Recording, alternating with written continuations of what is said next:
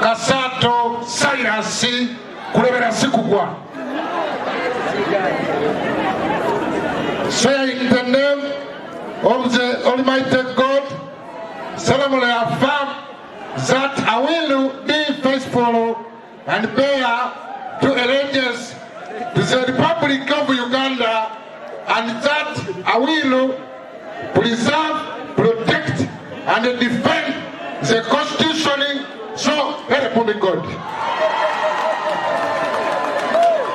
I, Samuel Kasato Cyrus, swear in the name of the Almighty God, solemnly affirm that I will give faithful service to this council and support and uphold the Constitution of Uganda as by law established. So help me God. Cheyune Ian Sengozi, swear in the name of the Almighty God that I shall faithfully exercise the function of the chairperson of Wakiso District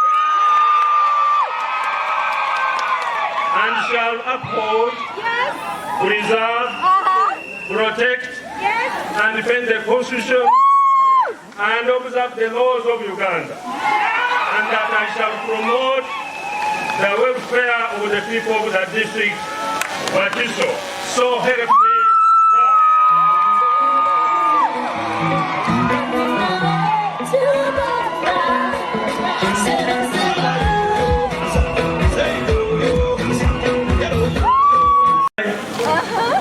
Cheyune Ian Sengozi, swear in the name of the Almighty God that I shall faithfully exercise the function of the chairperson of Wakiso District and shall uphold, preserve, protect, and defend the Constitution and observe the laws of Uganda, and that I shall promote the welfare of the people of the district Wakiso. So help me God.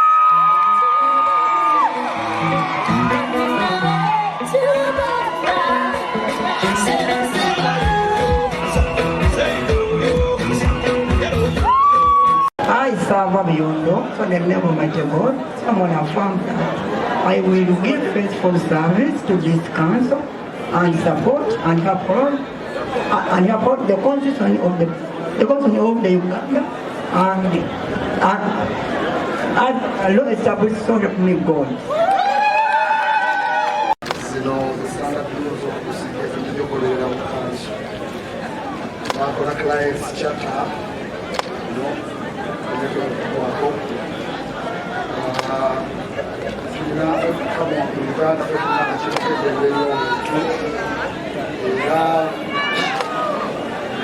Alipota ezikwata ku ddembe ly'obuntu mu disitulikiti yonna okuva nga 2021 okutuuka olwaleero ziri muno. Eno yesitaamu entongole ewandiiko. Bino byebisumuluzo ebikola ofiisi n'okugiggala. Ekisumuluzo ky'emmotoka eri ofiisi n'okutambula n'okuteekana. Alipoota ekwata ku disitulikiti w'eyimiridde yonna eri muno. Zino standard rules of procedure zenijjogolerera mu kanso. Bakola clients charter enetuwako tulina okukama mu Uganda fetuna akirokebemberi omuntu era alipoota ezikwata ku ddembe ly'obuntu mu disitulikiti yonna okuva nga 2021 okutuuka olwaleero ziri muno. Eno yesitamu entongole ekwako ewandiiko bino byebisumuluzo ebikola ofiisi n'okugiddala kyekisumuluzo ky'emmotoka eri ofiisi okutambula n'okuteekana. Alipoota ekwata ku disitulikiti w'eyimiridde yonna eri muno. Protect and defend the Constitution, so help me God.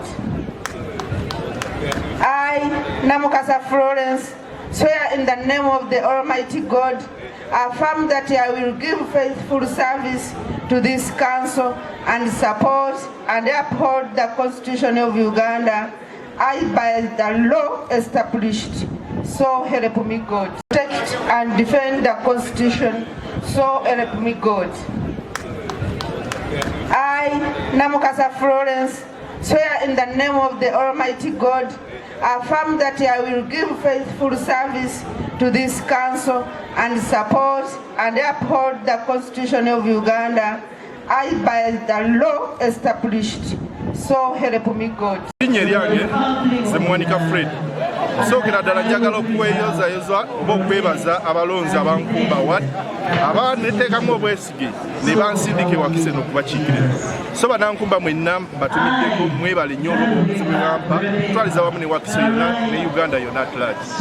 So nze nga nze Muwanika Fred maze okulayira wabula kyensuubiza bannankumba kukolera wamu emwandu nja kubeera nga nfuba nnyo okubawuliriza okulaba nti eddoboozi lyammwe liwuliriza nnyo n'okulaba ebyo byonna sigenda salawo nganzo wabula okudda mu bantu ndabe biki ebibalimu oba biki bye beetaaga bireete ku kanso ne Wakiso district. So nsuubira okukolera wamu nammwe nga nze eddoboozi lyammwe erye mwasindika wano ne Wakiso district era neeyama nja kulituukiriza bannankumba tusijja baswaza nga nze Muwanika Fred. Linnya lyange nze Muwanika Fred. Sookera ddala njagala okuweeyozayoza oba okwebaza abalonzi abankumba wat aba neteekamu obwesige ne bansindika ewakise n'okubakiikirira.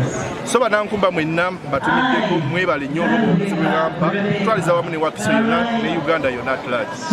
So nze nga nze Muwanika Fred maze okulayira wabula kyensuubiza bannankumba kukolera wamu emwandu nja kubeera nga nfuba nnyo okubawuliriza okulaba nti eddoboozi lyammwe liwuliriza nnyo n'okulaba ebyo byonna sigenda salawo nganzo wabula okudda mu bantu ndabe biki ebibalimu oba biki bye beetaaga bireete ku kanso ne Wakiso district. So nsuubira okukolera wamu nammwe nga nze eddoboozi lyammwe erye mwasindika wano ne Wakiso district era neeyama nja kulituukiriza bannankumba tusijja baswaza nga nze Muwanika Fred.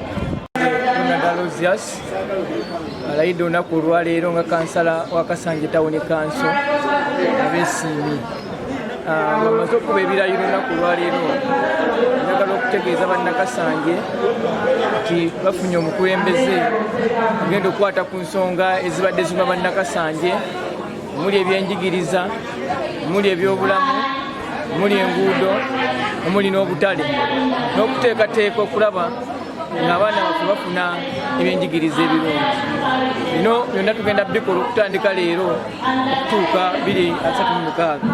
So njagala okumya bannakasanje ddala nti ebizibu bye tuyitamu byonna tubadde tubitegeera bulungi muli abavubi enaŋŋombe ku mwalo tugenda okulaba nga tubataasa era abasirikale abatulugunya batwalako amaato gaabwe nga tuteekawo enkolagana ennungi n'okwogereziganya okulaba nga abantu baffe basobola okusigaza emirimu ne basobola okujja akawogo. Ebyo tugenda kubikolako mu kisanja kino ekya 2026. Dalosius alayidde olunaku olwaleero nga kansala wa Kasanje Town Council ab'Ensiimi bamaze okuba ebirayiro olunaku olwaleero njagala okutegeeza bannakasange nti bafunye omukulembeze agenda okukwata ku nsonga ezibadde ziruma bannakasange omuli ebyenjigiriza, omuli ebyobulamu, omuli enguudo, omuli n'obutale n'okuteekateeka okulaba ng'abaana baffe bafuna ebyenjigiriza ebirungi. Bino byonna tugenda bikola okutandika leero okutuuka 2036. So njagala okumya bannakasange ddala nti ebizibu bye tuyitamu byonna tubadde tubitegeera bulungi, omuli abavubi enaŋŋombe ku mwalo, okugenda okulaba nga tubataasa era abasirikale abatulugunya batwalako amaato gaabwe nga tuteekawo enkolagana ennungi n'okwogerezeganya okulaba nga abantu baffe basobola okusigaza emirimu ne basobola okujja akawogo. Ebyo tugenda kubikolako mu kisanja kino ekya 2026. Nze Ssenkubuge Sulaiman Musoke nga ndi kansala akiikirira abantu b'e Bussi ebizinga disitulikiti wano e Wakiso. Kino ekisanja kyange ekyokubiri wano era ndi musanyufu nnyo olunaku lwaleero nti ndayidde ate okwongera okuweereza bannabussi ne bannawakiso okutwaliza awamu. Njagala kakasa bannabussi nti ebizibu ebadde bisinga otulumanga ekitundu bye by'okugatta ekizinga ku lukalu.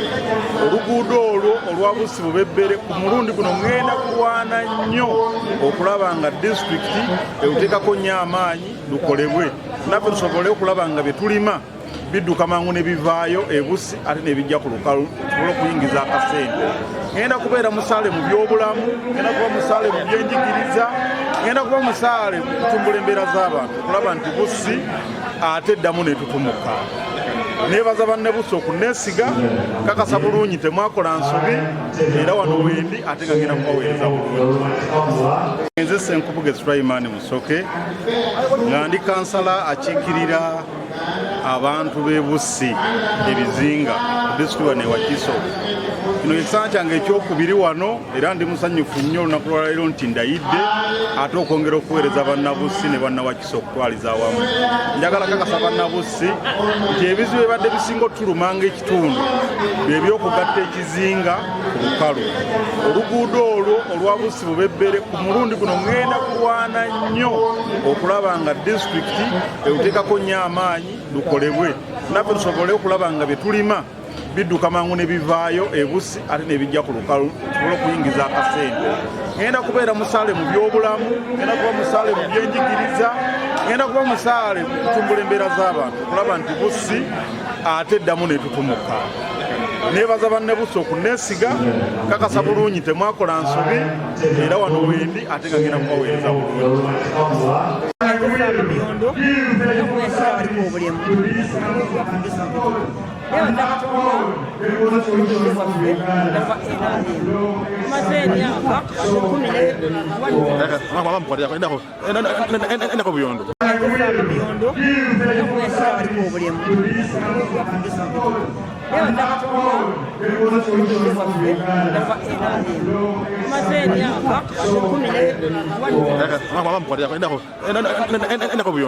Erinnya eryange nze Ssaava Buyondo oba kumanya kigira baliko obulemu ku lukiiko lwa Wakiso disitulikiti.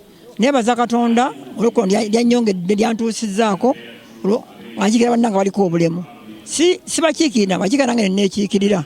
Tulina ensonga zaffe oba eddembe lyaffe eryabaliko obulemu abadde wabulamu nsaba tukolere wamu nga lukozesa agambo netiwakingi nga liwali kuddiriza mabega. Twebaza gavumenti yaffe eya NRM okuba ng'ebanyi abaliko obulemu. Erinnya eryange nze Ssaava Buyondo oba kumanya kigira baliko obulemu ku lukiiko lwa Wakiso disitulikiti.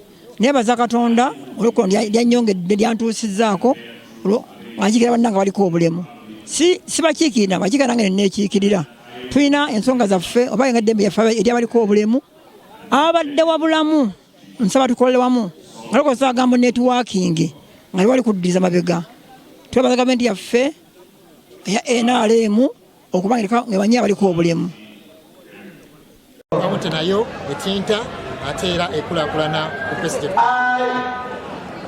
Isemuju nansala kigegomba y'emmende ku kikolwa disitulikiti. Osooka nebaza Katonda olw'okutyanguka olunaku olwaleero kubanga bannaffe bangi abalawangula naye ne batabalangirira tebasobodde kulayira olwaleero tuva twebaza Katonda ffe tulayidde so nga tugenda tutandika obuweereza tugenda fuba okulaba nti services zirina okutuuka ku bantu zibatuukako naddala nga amasomero nze wange emmende kyange gye mbadde nsinga okubeera nayo amasomero amasomero ebibeeramu abasomesa 3 tugenda kulwana okulaba nti erina ensonga eyo ekwatibwako amakulu gaffe ebyobulamu ne services zonna ezigatta abantu baffe ab'emmende tugenda kulwana nnyo okulaba nti zikolebwako okulaba nti zituuka ku fulo ya kanso kitenokolebwako Semuju nansala kigegomba y'emmende ku kikola disitulikiti okusooka nebaza Katonda olw'okutyangakalira olunaku olwaleero kubanga bannaffe bangi abalawangula naye ne batabalangirira tebasobodde kulayira olwaleero tuva twebaza Katonda ffe tulayidde so nga tugenda tutandika obuweereza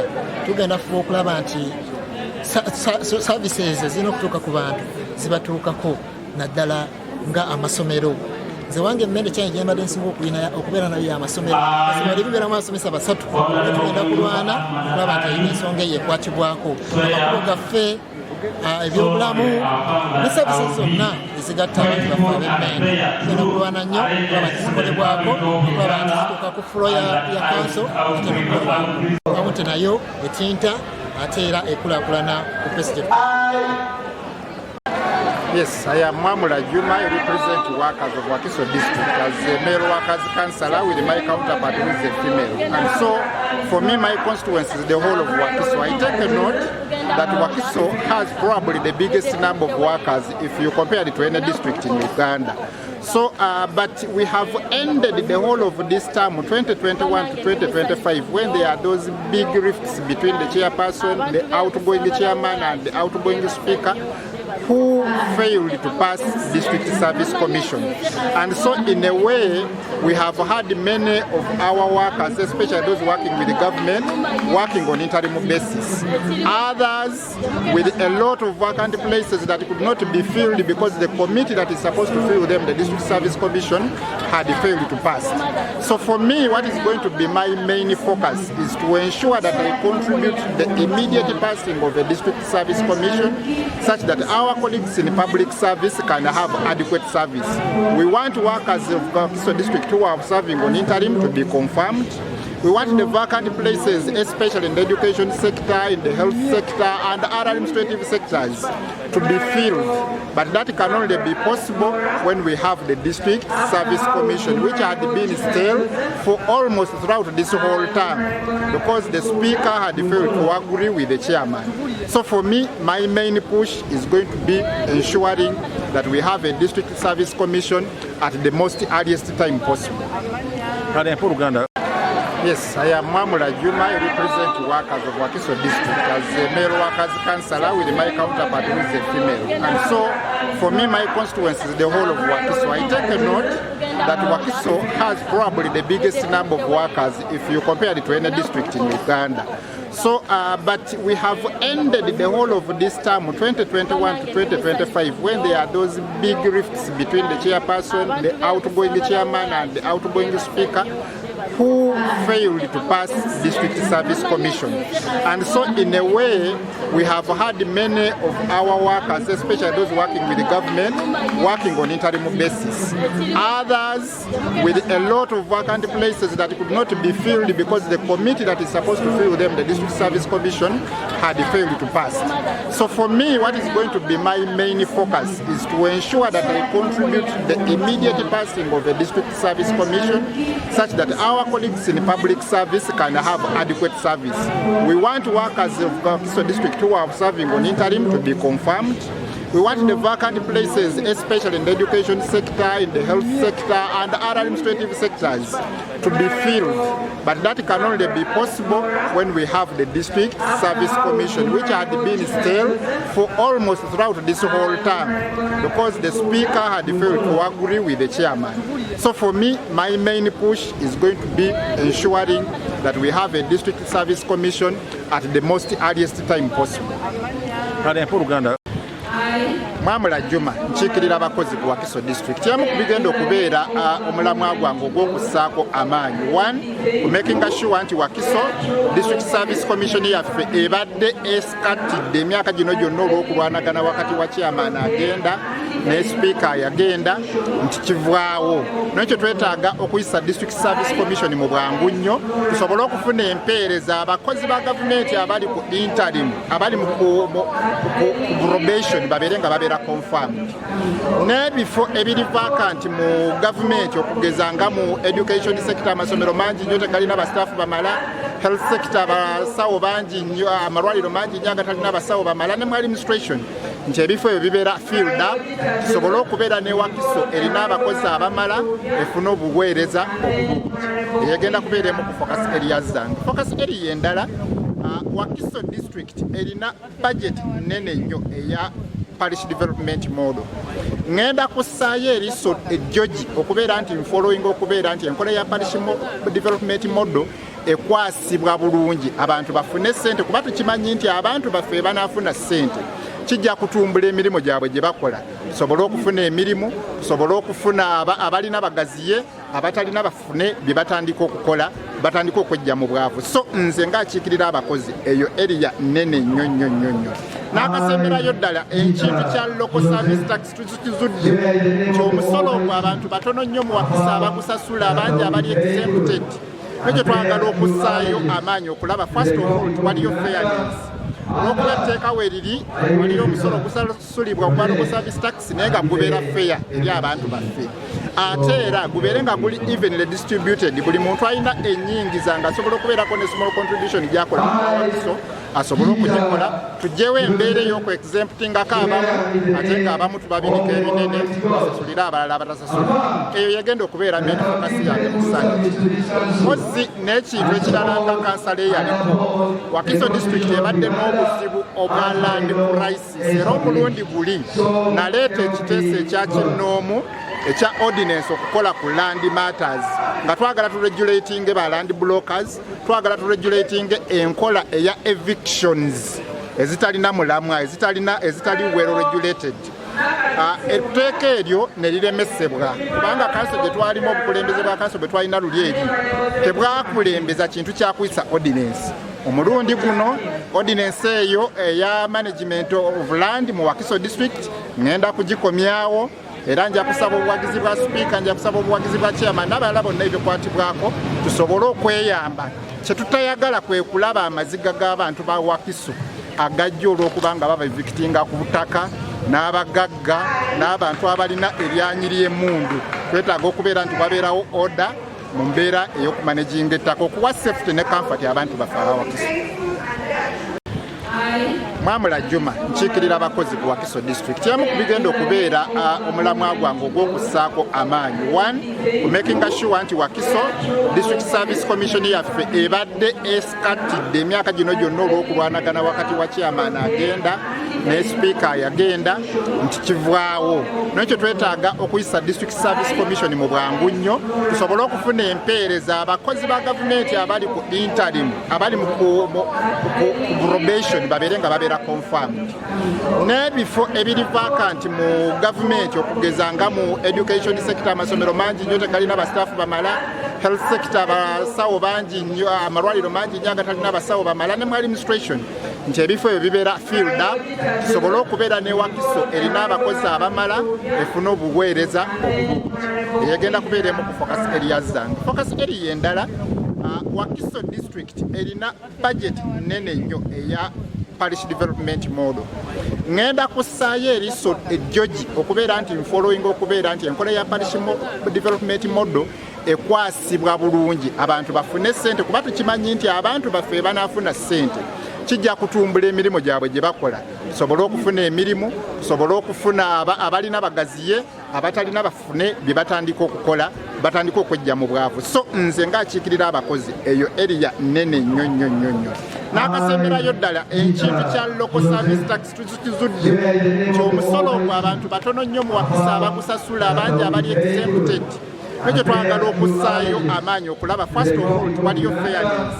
olwokuba etteeka weriri waliyo omusolo ogusasulibwa ku service tax naye nga gubeera fair eri abantu baffe ate era gubeere nga guli evenly distributed buli muntu alina ennyingiza nga asobola okubeerako ne small contribution gyakola muwakiso asobole okugikola tugyewo embeera ey'okuexemptingako abamu ate ng'abamu tubabinika ebinene basasulire abalala abatasasula eyo yegenda okubeera main focus yange mu kisanyi mpozi n'ekintu ekirala nga kansala eyaliko Wakiso district ebadde n'obuzibu obwa land crisis era omulundi guli naleeta ekiteeso ekya kinnoomu ekya ordinance okukola ku land matters nga twagala turegulating ba land brokers twagala turegulating enkola eya evictions ezitalina mulamwa ezitali well regulated etteeka eryo ne liremesebwa kubanga kanso gye twalimu obukulembeze bwa kanso bwe twalina luli eri tebwakulembeza kintu kyakuyisa ordinance omulundi guno ordinance eyo eya management of land mu Wakiso district ngenda kugikomyawo era nja kusaba obuwagizi bwa speaker nja kusaba obuwagizi bwa chairman n'abalala bonna ebyokwatibwako tusobole okweyamba kyetutayagala kwe kulaba amaziga g'abantu ba Wakiso agajja olw'okubanga baba victinga ku butaka n'abagagga n'abantu abalina eryanyi ly'emmundu twetaaga okubeera nti wabeerawo order mu mbeera ey'okumanaginga ettaka okuwa safety ne comfort abantu baffe aba Wakiso. Nze Mubiru Geoffrey Ssaalongo kansala omulonde era amaze okulayira agenda okukigira abantu bagombe etaano njagala okubaza Mukama Katonda olunaku lwaleero njagala okubaza abantu bagombe wano abansindise okujja okuleeta ebirowoozo byabwe olukiiko lwa Wakiso district basebo ne bannyabo nga maze okulayira njagala okubakakasa ngenda kuba ddoboozi eryo ligenda okwogera ngenda kuba omuntu agenda okuleeta ebirowoozo byammwe okuleeta ebizibu byammwe ebyagombe wano okulaba nga biteesebwako mu lukiiko lwa Wakiso district era ngenda kuba nga mbanoonya sigenda kwekiikira ngenda kukiikiriramu abantu bagombe wano basaba mutuwe essaala kubanga abantu batulize kukola nabo ekisooka abantu abasinga obuwanguzi bafuna si bwabwe era batulazeeko nga babba bayibuli babba amulera gye tulinayo naye njagala okubasaba musabire essaala tutulize kulwana tulize kuweereza njagala okubakakasa nti ebirowoozo byammwe ebizibu byammwe ebimu abantu bagombe wano ngenda kubyogerako ngenda kuba eddoboozi eryo erigenda okuwulikika nze Mubiru Geoffrey Ssaalongo kansala omulonde era amaze okulayira agenda okukigira abantu bagombe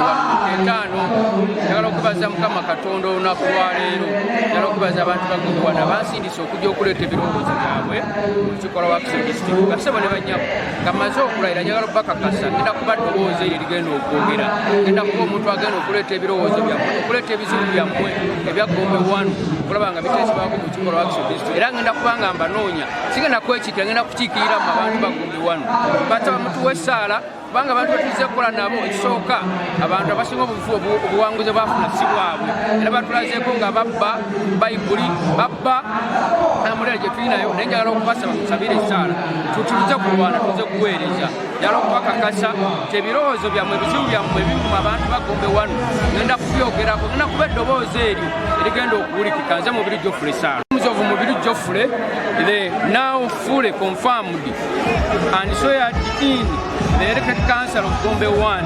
I thank God and the people of Gombe 1, the 5 parishes, who sent me to be their voice in this council of Wakiso district. I want to confirm to you, the people of Gombe 1, that I'm going to be that voice which is going to be heard.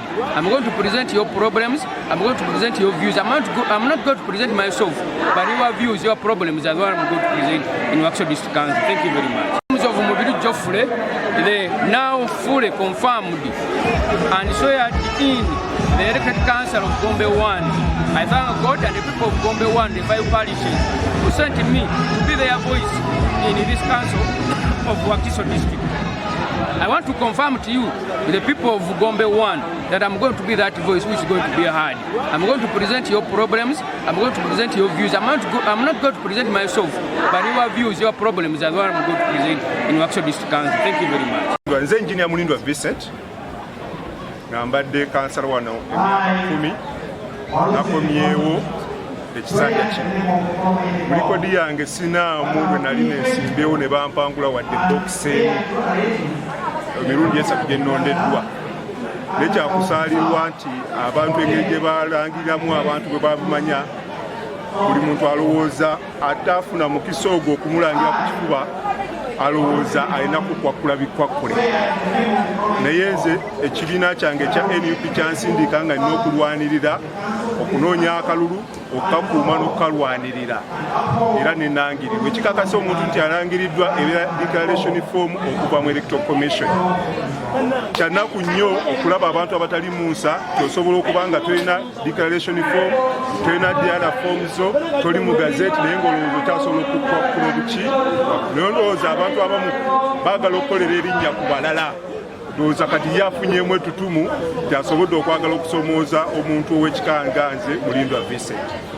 Ekyokubiri ndowooza badina n'obukeeke nti bamanyi ngenda kufuuka sipiika wa Wakiso district addako. Ndowooza nti njogedde n'abantu ekimala mpeereza Wakiso n'omutima gwange gwonna era nkimanyi akalulu ngenda kafuna. Tumanyi nti effujjo ligenda kukolebwa naye abantu bagenda kutulonda era tugenda kukulembeza obukulembeze obulungi obugatta buli muntu. Nze ndi mukulembeze mu biti eby'enjawulo sikulembera nga njawula yawula mu bantu saawula mu byabufuzi saawula mu nkala saawula mu madiini saawula mu mawanga. Lwekyo nsuubira nti tugenda kuteekawo essuula empya tuzze ekifaananyi kya Wakiso kibadde kiringa kifune okusomesebwa mu bakansalazi tufune ekitiibwa kya disitulikiti ekijjudde obulungi. Nze Engineer Mulindwa Vincent nga mbadde kansala wano emyaka 10 nakomyewo ekisanja kino. Mu likodi yange sinaamu lwe nali nensimbewo ne bampangula wadde bokisi emu emirundi esatu gye nnondeddwa. Naye kyakusaalirwa nti abantu engeri gye balangiriramu abantu bwe babimanya buli muntu alowooza ataafuna mukisa ogwo okumulangira ku kifuba alowooza alina kukwakula bikwakkule naye nze ekibiina kyange ekya NUP kyansindika nga nina okulwanirira okunoonya akalulu okukakuuma n'okukalwanirira era nenangirirwa ekikakasa omuntu nti alangiriddwa ebya declaration form okuva mu electoral commission kyanaku nnyo okulaba abantu abatali mu nsa tosobola okuba nga tolina declaration form tolina diana form zo toli mu gazeti naye ngaolowooza okyasobola okukwakula obuki naye ndowooza abantu abamu baagala okukolera erinnya ku balala ndowooza kati yafunyemu etutumu tyasobodde okwagala okusomooza omuntu ow'ekikanganze Mulindwa Vincent. Ekyokubiri ndowooza badina n'obukeeke nti bamanyi ngenda kufuuka sipiika wa Wakiso district addako. Ndowooza nti njogedde n'abantu ekimala mpeereza Wakiso n'omutima gwange gwonna era nkimanyi akalulu ngenda kafuna. Tumanyi nti effujjo ligenda kukolebwa naye abantu bagenda kutulonda era tugenda kukulembeza obukulembeze obulungi obugatta buli muntu. Nze ndi mukulembeze mu biti eby'enjawulo sikulembera nga njawula yawula mu bantu saawula mu byabufuzi saawula mu nkala saawula mu madiini saawula mu mawanga. Lwekyo nsuubira nti tugenda kuteekawo essuula empya tuzze ekifaananyi kya Wakiso kibadde kiringa kifune okusomesebwa mu bakansalazi tufune ekitiibwa kya disitulikiti ekijjudde obulungi. Nze Walusimbi Tony nga nkiikirira omuluka gwange ogwa Namasuba oba giyite Masajja 3. Ndi wa mukisa era ne Katonda nti abatuuze banzikirizaamu ne bampa akalulu mu bungi era olwayeva kulayira wano disitulikiti Wakiso era nsuubira nti ku kiseera kino tugenda kukola wamu mu kanso okulaba nga tuwa empeereza ennungi eri abantu baffe abannamasuba ne disitulikiti. Nze Walusimbi Tony nga nkiikirira omuluka gwange ogwa Namasuba oba giyite Masajja 3. Ndi wa mukisa era ne Katonda nti abatuuze banzikirizaamu ne bampa akalulu mu bungi era olwayeva kulayira wano disitulikiti Wakiso era nsuubira nti ku kiseera kino tugenda kukola wamu mu kanso okulaba nga tuwa empeereza ennungi eri abantu baffe abannamasuba ne disitulikiti. Kansala omukyala akiikirira parishes 2 Nakabugo ne Bukasa parishes nga electoral area bagituuma Wakiso 1. Abalonzi ekisookera ddala mbeebaza mwebateekamu mwesige era mbakakasa nti olunaku olwayo tulayidde tufuuse abakiikirize bammwe abajjuvu. Kyetubasuubiza bwesigwa oba gye tugenze ebikemo bingi nnyo naye tubakakasa tufe tugenda kukola ekyo ekyatutumwa tuzze kukolera abantu kuba tuli maanyi g'abantu. Nakabuye kansala omukyala akiikirira parishes 2 Nakabugo ne Bukasa parishes nga electoral area bagituuma Wakiso 1. Abalonzi ekisookera ddala mbeebaza mwebaliteeka mu bwesige era mbakakasa nti olunaku olwayo tulayidde tufuuse abakiikirize bammwe abajjuvu. Kye tubasuubiza bwesigwa oba gye tugenze ebikemo bingi nnyo naye tubakakasa tufe tugenda kukola ekyo ekyatutumwa tuzze kukolera abantu kuba tuli maanyi g'abantu. Amanya yenze Dumba Aaron Daniel kandi kansala akiikirira Kasangati. Nebaza Katonda nti nkomyewo mu kisanja kino mu kisanja ekiwadde mbadde ntuula katibu k'ebyenguudo.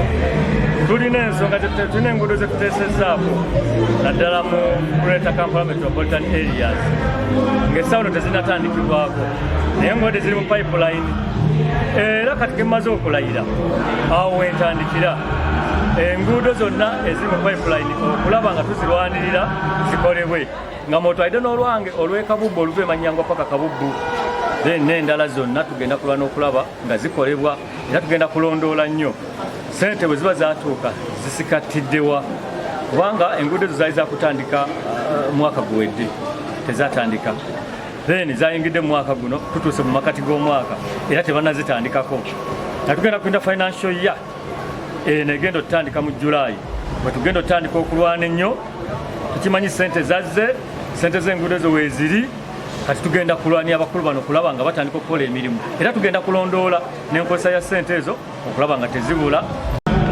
Amanya yenze Dumba Aaron Daniel kandi kansala akiikirira Kasangati. Nebaza Katonda nti nkomyewo mu kisanja kino mu kisanja ekiwadde mbadde ntuula katibu k'ebyenguudo. Tulina ensonga tulina enguudo ze tuteesezzaako naddala mu Greater Kampala Metropolitan Areas ng'essawulo tezinnatandikibwako naye enguudo ziri mu pipeline era kati ke mmaze okulayira awo wentandikira enguudo zonna eziri mu pipeline okulaba nga tuzirwanirira zikolebwe nga mwotwalidde n'olwange olw'ekabubbu oluva emanyangwa paka kabubbu n'endala zonna tugenda kulwana okulaba nga zikolebwa era tugenda kulondoola nnyo sente bwe ziba zaatuuka zisikatiddewa kubanga enguudo ezo zaali zakutandika mwaka guwedde tezatandika zayingidde mu mwaka guno tutuuse mu makati g'omwaka era tebannazitandikako natugenda kulinda financial year negenda otutandika mu July bwe tugenda otutandika okulwana ennyo tukimanyi sente zazze sente z'enguudo ezo weeziri kati tugenda kulwanya abakulu bano okulaba nga batandika okukola emirimu era tugenda kulondoola n'enkozesa ya sente ezo okulaba nga tezibula.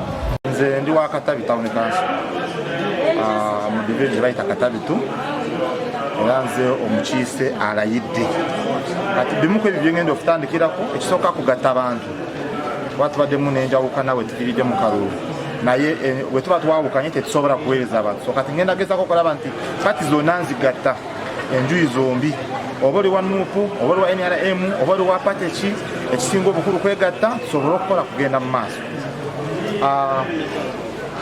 Ntunulidde nnyo abaana abavuga bodaboda oba ffe ngaffe NRM twagala nnyo abavubuka abato ate abavubuka abato be bali mu nsaide ey'entambula ya bodaboda n'emirimu emirala so kati mbatunulidde nnyo njagala kugezako okulobinga era nkubiriza buli kiisa alyeyo nga osobola okuwezaamu ezigula boda bwe tutuukirire tetuli betegefu okuorganizinga abavubuka kubaako kye bagatako ku society kubaako nabo babeeremu n'akasente mu nsawo nti bw'aba yeetaaga omutwalo ate tagenda kulinda munabyabufuzi kumusikama asobola okwekolera n'abaana bo so byebimu ku ebyo byengenda okutandikirako n'abakyala okubakwatako oba okubagatta nyinza okuba nze siina sente zimala okubawa naye bwe twegatta fembi oli naleetayo omutwalo naleetayo 15,000 tusobola okweza emitwalo 5 giyambako omuntu okutandikako omudaala n'akola n'agenda mu maaso byebimu ku ebyo.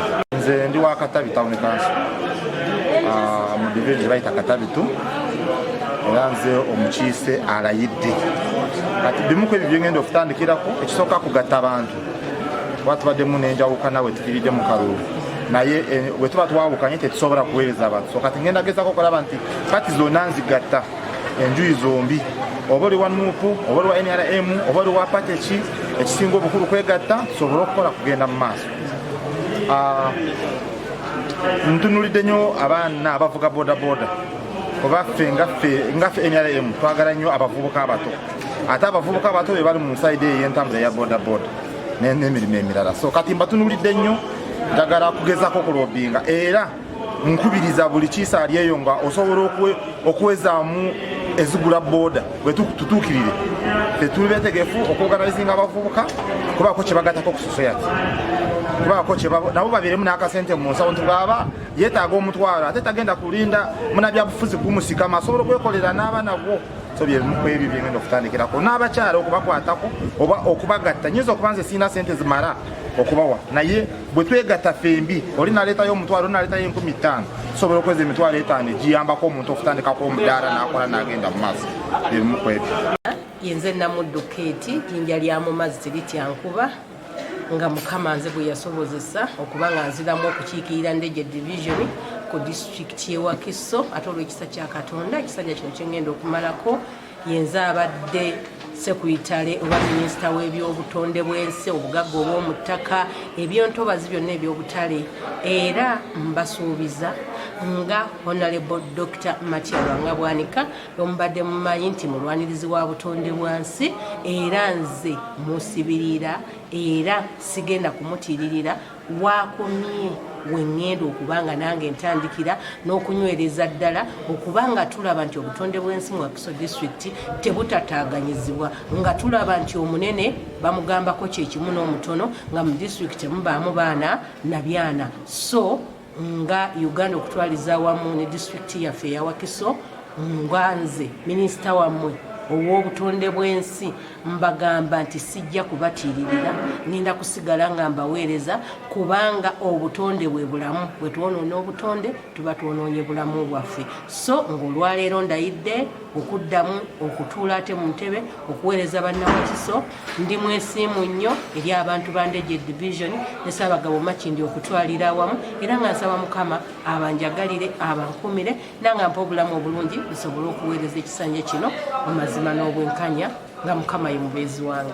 Yenze Namuddu Keeti jjinja lya mu mazzi lityankuba nga Mukama nze bwe yasobozesa okuba nga nziramu okukiikirira Ndejje Division ku disitulikiti y'e Wakiso ate olw'ekisa kya Katonda ekisanja kino kye ngenda okumalako yenze abadde sekuritale oba minisita w'ebyobutonde bw'ensi obugagga obw'omu ttaka ebyontobazi byonna ebyobutale era mbasuubiza nga Honorable Dr. Matya Lwanga-Bwanika omubadde mumanyi nti mulwanirizi wa butonde bwansi era nze musibirira era sigenda kumutiririra wakomye wengendo okubanga nange ntandikira n'okunywereza ddala okubanga tulaba nti obutonde bw'ensi mu Wakiso district tebutataganyizibwa nga tulaba nti omunene bamugambako kyekimu n'omutono nga mu district mubaamu baana na byana so nga Uganda okutwaliza wamu ne district yaffe eya Wakiso nga nze minisita wammwe ow'obutonde bw'ensi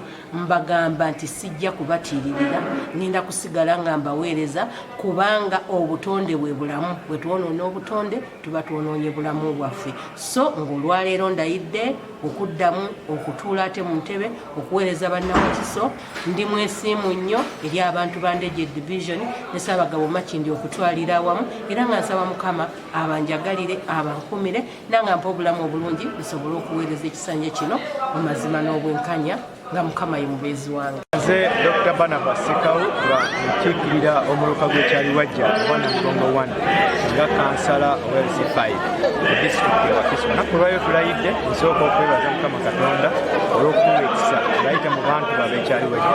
Ekyaliwajja lamuluka gw'erina abantu ng'emitwalo 7 n'ekitundu era ebyobulamu bizze bibasoomooza ebbanga ppanvu omuli endwadde ez'enjawulo n'obuyonjo okusingira ddala kasasiro asaasaanyizibwa.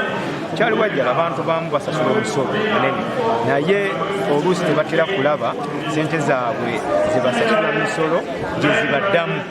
Tuzze butereevu wano okulaba nga sente ze tuzigoberera tusitule ebyobulamu byabwe nga tuyita mu kulondoola amalwaliro aga gavumenti agaliyo naye n'okwongerera ddala okutegeeza abantu ebiri waggulu ku disitulikiti gye batusengeza. Tubeeyanza olw'okutuwa omukisa tusaba Katonda atusaasire nammwe mukwatireko kisobola oweereza. nze Dr. Barnabas Sekawu nga nkiikirira omuluka gw'ekyali wajja Rwanda Mugongo 1 nga kansala Wells 5 mu disitulikiti ya Wakiso. Naku lwayo tulayidde nsooka okwebaza Mukama Katonda olw'okuwa ekisa tulayita mu bantu babe ekyali wajja. Ekyali wajjala mu luka gw'ina abantu ng'emitwalo 7 n'ekitundu era ebyobulamu bizze bibasoomooza ebbanga ppanvu omuli endwadde ez'enjawulo n'obuyonjo okusingira ddala kasasiro asaasaanyizibwa. Kyali wajjala abantu bamu basasula omusolo munene naye oluusi tebatera kulaba sente zaabwe zebasasula misolo gye zibaddamu. Tuzze butereevu wano okulaba nga sente ze tuzigoberera tusitule ebyobulamu byabwe nga tuyita mu kulondoola amalwaliro aga gavumenti agaliyo naye n'okwongerera ddala okutegeeza abantu ebiri emagulu ku disitulikiti gye batusengeza. Tubeeyanza olw'okutuwa omukisa tusaba Katonda atusaasire nammwe mutukwatireko kyoloweereza. Butongole abantu baffe abatulunda tugenda kufokasinga ku luno ku mpeereza etuukira ddala ku muntu wa wansi. Tugenda kufokasinga okugyawo enguzi eyitiridde mu butongole ya gavumenti oba ku kansozi nga zino. Tulina obubeeraliikirivu nti tetugenda kusobola kuweereza bulungi kubanga abantu baffe abasinga bakansala bannaffe tebasobola kulangirirwa. Tumanyi nti yadde enamba yaffe entono nga aba NUP tugenda gezaako okuwa obukulembeze obwo ne leadership y'abantu baffe bebasuubiramu. Butongole abantu baffe abatulunda tugenda kufokasinga ku luno ku mpeereza etuukira ddala ku muntu wa wansi. Tugenda kufokasinga okugyawo enguzi eyitiridde mu butongole ya gavumenti oba ku kansozi nga zino. Tulina obubeeraliikirivu nti tetugenda kusobola kuweereza bulungi kubanga abantu baffe abasinga bakansala bannaffe tebasobola kulangirirwa. Tumanyi nti yadde enamba yaffe entono nga aba NUP tugenda gezaako okuwa obukulembeze obwo ne leadership y'abantu baffe bebasuubiramu. Gakisa mukuva Kasanga kansala akikira ekitundu kyeyo. Nsanyusa nnyo okuba wano kuba nti nsobodde okulayira. Tulina bingi nnyo bye tuzze tukola mu kansa eno enkadde gye tubaddeko nga projekiti za Greater Kampala Metropolitan. Tulina amalwaliro ge twaloodinga okulaba nti netugakola. Tulina essuubi titugenda kuba nga tubimaliriza. Tulina kolansi gwe twasaka okuva mu gemu okujja ne Kasangati efuna ku nguudo ennungi naffe zetwenyumirizaamu. Tulina essuubi gye tugenda bimanyiriza n'okufuna projekiti endala. Tulina essuubi bingi nnyo bye tutamaliriza mu kisanja kino tetumazeeko tugenda kuba nga tubimaliriza mu kisanja kino. Gakisa mukuva Kasangati kansala akikira ekitundu kyeyo. Nsanyusa nnyo okuba wano kuba nti nsobodde okulayira. Tulina bingi nnyo bye tuzze tukola mu kansa eno enkadde gye tubaddeko nga projekiti za Greater Kampala Metropolitan. Tulina amalwaliro ge twaloodinga okulaba nti netugakola. Tulina essuubi titugenda kuba nga tubimaliriza. Tulina kolansi gwe twasaka okuva mu gemu okujja ne Kasangati efuna ku nguudo ennungi naffe zetwenyumirizaamu. Tulina essuubi gye tugenda bimanyiriza n'okufuna projekiti endala. Tulina essuubi bingi nnyo bye tutamaliriza mu kisanja kino tetumazeeko tugenda kuba nga tubimaliriza mu kisanja kino. Katerega Aksam from Kasangati A. I'm very glad to have been sworn in the Wakiso District Local Government. I am happy that we have managed to do a lot in the previous term, and we have hope that in this coming term that we have just been sworn in, we are going to complete very many projects that we had initiated in the Greater Kampala Metropolitan, like the roads, in the tarmac roads from Kasangati, from Kumunana up to Chitezi, the Chitezi Road, all those projects that we had initiated in this outgoing term, we expect to complete them in this coming term of this that we have just been sworn in. And we hope that we shall be able to lobby for more projects for our people in Kasangati, where I come from. Katerega Aksam from Kasangati A. I'm very glad to have been sworn in the Wakiso District Local Government. I am happy that we have managed to do a lot in the previous term, and we have hope that in this coming term that we have just been sworn in, we are going to complete very many projects that we had initiated in the Greater Kampala Metropolitan, like the roads in the tarmac roads from Kasangati, from Kumunana up to Chitezi, the Chitezi Road, all those projects that we had initiated in this outgoing term, we expect to complete them in this coming term of this that we have just been sworn in. And we hope that we shall be able to lob for more projects for our people in Kasangati, where I come from. Kwiza Ronald, the duly elected councillor for Nansana 1, Okazo Ward. Today we have been swearing in. This is our ceremony swearing in as elected leaders of this council. We want to thank our voters who voted us into power to assume these offices, and we want to assure them that we are going to serve them with good leadership, leadership which is what people trustworthy, leadership which is good, and leadership which is service-centered to the people of Wakiso. We want to call upon our fellow councillors, the NRM people. They have the numbers, but they must focus on the will of the people of Uganda.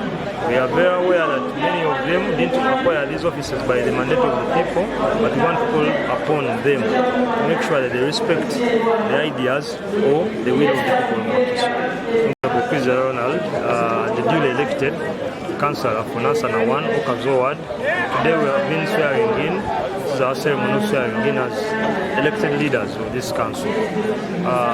We want to thank our voters who voted us into power to assume these offices, and we want to assure them that we are going to serve them with good leadership, leadership which is what people trustworthy, leadership which is good, and leadership which is service-centered to the people of Wakiso. We want to call upon our fellow councillors, the NRM people. They have the numbers, but they must focus on the will of the people of Uganda. We are very aware that many of them didn't acquire these offices by the mandate of the people, but we want to call upon them to make sure that they respect the ideas or the will of the people of Wakiso. Ayagala banawakiso okubebaza ngamwe banawakiso okulonda president ate ne mulonda ne ba NRM flag bearers mu mitendera gyonna egy'enjawulo. Era prime minister agamba nga bwe mukimanyi nti emyaka 5 egiyise ofiisi ye ebadde nnyo ng'ekwasaganya okuteekesa mu nkola manifesto ya NRM oba commitments okuva 2021 okutuuka 2026, era okulaba nti byonna ebyo bibadde bitambula wansi wa NDP. So prime minister era n'abagamba nti ng'agendera ku cabinet directives ne president, ebyo byonna basobodde okulaba nti gavumenti ebituukako. Ayagala banawakiso okubebaza ngamwe banawakiso okulonda president ate ne mulonda ne ba NRM flag bearers mu mitendera gyonna egy'enjawulo. Era prime minister agamba nga bwe mukimanyi nti emyaka 5 egiyise ofiisi ye ebadde nnyo ng'ekwasaganya okuteekesa mu nkola manifesto ya NRM oba commitments okuva 2021 okutuuka 2026, era okulaba nti byonna ebyo bibadde bitambula wansi wa NDP. So prime minister era n'abagamba nti ng'agendera ku cabinet directives ne president, ebyo byonna basobodde okulaba nti gavumenti ebituukako. The next 5 years, mu myaka 5 egiddako, enkulaakulana egenda kuba ng'eri guided oba nga ewabulwa under the National Development Plan 4. So agambye nti the 2026 up to 2031 NRM manifesto ejja kubanga strategy okutambulirako okulaba nti tutuukiriza ekyo kye tufuna. So key areas zangambye abanyonyoleko, ekisooka enkulaakulana ey'amakolero, tourism development, enkulaakulana oba obulambuzi, enkulaakulana mu bulambuzi. Era n'abagamba nti mukyo ne minerals oba enkulaakulana ey'ebyobugagga eby'omu ttaka nga mwe muli oyiro ne gaasi. Nangamba nti mbategeeze nti ebya science, technology ne innovation including ICT and creative arts kwegamba ebyo atwaliddemu bino bye mulaba nga bwe bakola kati zi baasi zino ez'akayoola n'ebirala eby'omutimbagano okulaba nti ebyo byonna enkulaakulana weeri. So mukyo nanga nti waliwo agamba nti era waliwo ne areas endala zetuteekwa okutunuulira ennyo eno emirembe, peace and security, emirembe n'ebyokwerinda naddala abantu n'ebintu byabwe oba okubikuuma. Mukyo n'atuteeramu olwedde amakolero twagogeddeko naddala gano agaffe ag'omukyalo nga sigali amanene ge mumanyi ebyo nabyo bigenda kwongebwamu amaanyi. Jja w'abaana baffe bwe yayogera ng'alayira olunaku ennaku z'omwezi 26 January mu 1986 yagamba nti eno si nkyusa bukyusa ya bukuumi bwa gavumenti eno naye nkyukakyuka ey'omuggundu. Nange njagala obategeeza nti gano si madda budda aga Ian Kyeyune nti akomyewo, nedda, wabula tukomezaawo obumu, enkolagana, enkulaakulana, ekitiibwa kya Wakiso, okuwa abantu ebitiibwa, ate ekisinga obukulu tukomezaawo enkola eya National Resistance Movement gye nali nkozesa nga nkyali chairman wano, tulabe nga abantu bakulaakulana. Naye ebyo byonna ng'obitadde ku bbali, njagala obategeeza nti olugendo olunene lwe tutandise luno lwetaagamu ebintu eby'omuggundu. Ensonga 5 ze twatunuulira: okutabaganya abantu. Twagala abantu batabagane mu ngeri eyesinga obulungi. Abo ab'ebyobufuzi batabagane, ab'emirimu batabagane, abakozi ba gavumenti batabagane, tukolere wamu. Munajjukira enjogera yange nga together we win. Tube tuba nga tuli wamu tufuuka bawanguzi. Ekirala twagala okusakira district eno. District eno yeetaaga okugisakira kubanga nene ddala, mulimu ebintu byotosobola kumaalira ku bajeti ya gavumenti eya bulijjo. Twetaaga okulaba nga tusakira district eno. Toyinza kuddira district efaanana bweti n'olowooza nti onoogikulembera ne baminisita 3 ng'erina obukadde 3 n'ekitundu, kyonoogikulembera n'obukiiko 3. Ekyo tugenda kukyogerako n'abakulu bekikwatako batuyambeko okubigaziya. Ekirala, tufuba nnyo okulaba nga district eno tutuusa mu bantu baffe ebyo bye tukoze advocacy okwogerera district eno obulungi. Kisikirize bamusiga nsimbi okutwegattako, kisikirize abantu abadde tebali wano okutwegattako, n'okuwa abantu baffe abaatutuma embalirira y'ebyo bye tukoze, accountability. Ensonga ey'okuna yeyenkulaakulana eri abantu n'ebintu ebibasoomooza bye bakozesa. Twagala tufune amalwaliro, eddwaliro eddene. District eno erina health center 4 naye yeetaaga level ya hospital. Eri Entebbe baagitwala is a national referral hospital. Ekirala, twagala twongere okuzimba enguudo n'amaanyi, twagala twongere okutambuza amazzi ag'emidumu, n'okutuuka ku irrigation oba okufukirira ebirime. Twagala okulaba ng'enkola zonna ze twali tukola ku mulundi guli zigenda mu maaso. Twagala okulaba nga n'omuntu yeegaggawaza oba agaggawa. Tujja gobera gavumenti enkola za gavumenti ng'eya PDM, eya Operation Wealth Creation n'emyoga n'endala ezinaaba zireeteddwa. Ensonga endala enkulu ennyo gye tutunuulira y'ensonga ekwata ku kuteekawo ekifo abo abanoonya emirimu n'abanoonya abakozi bwe basobola okwesanga. Tugenda kuteekamu abakozi bereeta ebikukwatako, oba oli kulamba, oba oli muzimbi, oba oli mulimi, oba olina obukugu obw'enjawulo kuteekeyo. N'oli ayagala obukugu obwo naye atukubire tumulage nti tulina ono ate tuteekewo n'okusomesa abantu baffe baleme okufiirwa ng'emirimu gyabwe nga bamaze ogifuna. Naye okusinga ennyo njagala okujjukiza bannawakiso, tugenda kumaliriza district headquarter yaffe kubanga teggwanga. Tugenda kukola n'amaanyi okukulaakulanya district eno, ate tugenda okukuuma obumu okulaba nti tutambulira wamu. Newankubadde tujjidde mu kkala za njawulo naye tujja kusigala nga twewa ebitiibwa. Njagala okukulisa ennyo bannawakiso.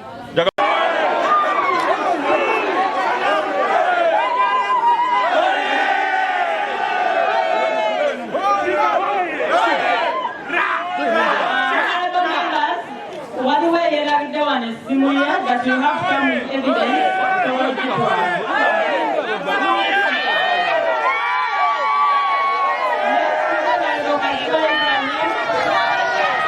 faithful services to this council and support and uphold the Constitution of Uganda as by the law established. So help me God. I, Serunjoji David, swear in the name of the Almighty God, solemnly affirm that I will be faithful and bear true allegiance to the Republic of Uganda, and that I will preserve, protect, and defend the Constitution. So help me God. I, Serunjoji David, swear in the name of the Almighty God, solemnly affirm that I will give faithful service to this council and support and uphold the Constitution of Uganda as by law established.